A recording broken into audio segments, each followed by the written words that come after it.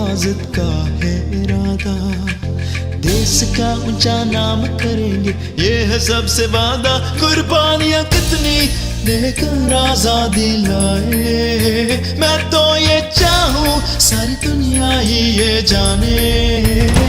दिल से मैंने देखा पाकिस्तान, जहाँ से मेरा धरती पे ईमान। दिल से मैंने देखा पाकिस्तान, जहाँ से मेरा धरती पे ईमान। दिल से मैंने चाहा पाकिस्तान, जहाँ से। Today we had an informative session with DG ISPR.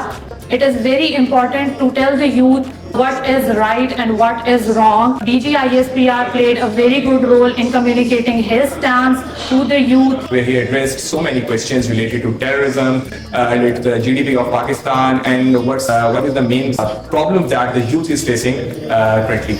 आज के इंटरेक्शन में सर ने हमें बताया कि किस तरह से सोशल मीडिया हमारे माइंड में एक मिसकंसेप्शन क्रिएट कर रहा है।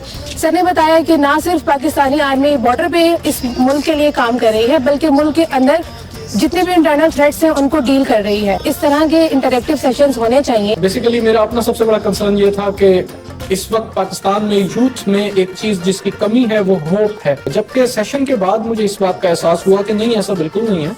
पाकिस्तान में बहुत कुछ है आगे बढ़ने के लिए, और सबसे ज्यादा जरूरत है इस वक्त पाकिस्तान को यूथ के कंट्रीब्यूशन की। तो हक सदाकत की सदा सरे मक्तल, उठो के यही वक्त का फरमाने चली है।